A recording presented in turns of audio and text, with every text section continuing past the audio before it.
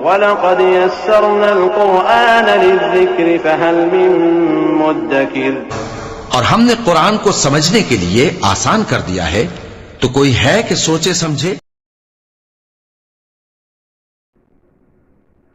السلام علیکم ورحمۃ اللہ وبرکاتہ۔ عزیز طلبہ، آج ہمارا موضوع ہے اللہ پر ایمان۔ اللہ پر ایمان لانے کے لیے سب سے پہلے ایک کلمہ زبان سے ادا کرنا پڑتا ہے، جس کو کلمہ طیبہ کہا جاتا ہے، یعنی لا الہ الا اللہ محمد الرسول اللہ صلی اللہ علیہ وسلم۔ سب سے پہلے اس کلمے کو ادا کرنا ہے اور جو اس کے تقاضے ہیں ان پر عمل کرنا ہے۔ اس کا سب سے پہلا تقاضا یہ ہے کہ ہم یقین مانیں کہ کرنے والی ذات اللہ تعالیٰ کی ہے، عزت دینے والی ذات، روزی دینے والی ذات، بلندی دینے والی ذات، شفا دینے والی ذات، اولاد دینے والی ذات، لڑکا دینے والی ذات اللہ تعالی ہے۔ اللہ کے علاوہ کوئی نہ عزت دے سکتا ہے، نہ ذلیل کر سکتا ہے، نہ بیماریوں سے شفا دے سکتا ہے۔ نفع و نقصان کا مالک صرف اللہ تعالی ہے۔ یعنی یہ یقین ماننا ہے کہ جو کچھ ہوگا وہ اللہ تعالیٰ کی طرف سے ہوگا۔ کرنے والی ذات صرف اللہ تعالیٰ کی ہے، اللہ کے علاوہ کوئی اور ذات کرنے والی نہیں ہے۔ اور ہمیں صرف اور صرف اللہ تعالیٰ کو خالق و مالک ماننا ہے، صرف اللہ تعالیٰ کو معبود ماننا ہے۔ یہ نہیں کہ ہم اللہ تعالیٰ کو معبود مانیں، بلکہ صرف اللہ تعالیٰ کو معبود مانیں۔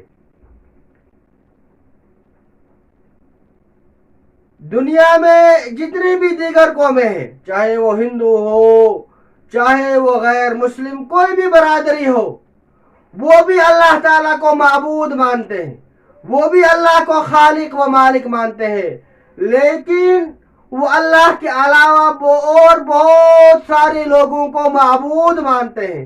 ہمیں صرف اللہ تعالیٰ کو معبود ماننا ہے، صرف اللہ تعالیٰ کو خالق ماننا ہے، صرف اللہ تعالیٰ سے ہی ہونے کا یقین رکھنا ہے۔ اللہ کے علاوہ کوئی ذات کرنے والی نہیں ہے۔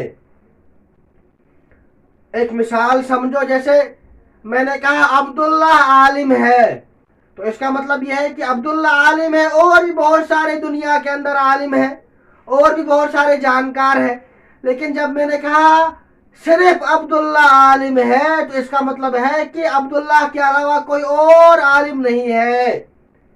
اسی طرح ہمیں یہ کہنا ہے کہ صرف اللہ تعالیٰ معبود ہے، اللہ کے علاوہ کوئی معبود نہیں ہے، اللہ کے علاوہ کوئی اور حاجت روا نہیں ہے، اللہ کے علاوہ کوئی اور مشکل کشا نہیں ہے، اللہ کے علاوہ کوئی اور عالم الغیب نہیں ہے، صرف اور صرف اللہ تعالیٰ عالم الغیب ہے۔ اور ہمیں اللہ تعالیٰ کو تمام صفات کے ساتھ ماننا ہے۔ اللہ تعالیٰ ہمیشہ سے ہے اور ہمیشہ رہیں گے۔ اللہ تعالیٰ کا کوئی وزیر نہیں ہے، اللہ تعالیٰ کسی کے محتاج نہیں ہے، اللہ تعالیٰ کو اولاد کی، بیوی کی، بیٹوں کی کوئی ضرورت نہیں ہے۔ اللہ تعالیٰ کو نہ تو نیند آتی ہے نہ اونگ آتی ہے۔ اللہ تعالی غفور اور رحیم ہے. اللہ تعالی ہمارے دلوں کے حال سے واقف ہے اور اللہ تعالی جو چاہتا ہے وہ ہو کر رہتا ہے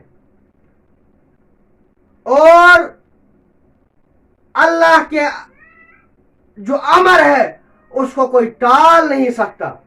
اللہ تعالیٰ نے جس بندے کے بارے میں جس وقت لکھا ہے کہ اس کو موت آنی ہے موت اسی وقت آئے گی, اس سے پہلے نہ اس کے بعد میں موت آئے گی.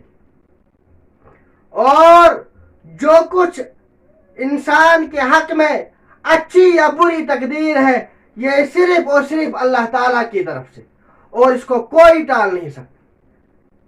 اللہ تعالیٰ کے جتنے بھی صفات ہیں, اللہ تعالیٰ رحیم ہے, اللہ تعالیٰ غفور ہے, اللہ تعالیٰ رزاق ہے, اللہ تعالیٰ سمیع ہے, اللہ تعالیٰ بصیر ہے, اللہ تعالیٰ توبہ قبول کرنے والے ہیں.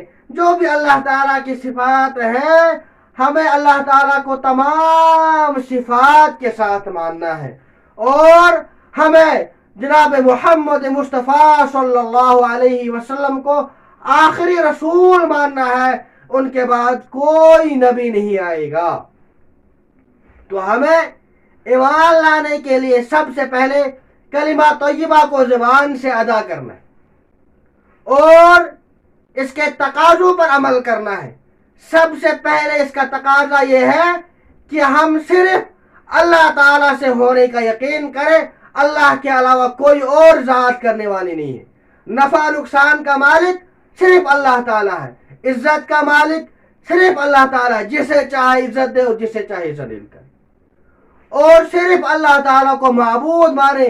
اللہ کے علاوہ کوئی اور معبود نہیں ہے, صرف اللہ کو معبود مانے اور اللہ تعالیٰ کو تمام صفات کے ساتھ ماننا ہے.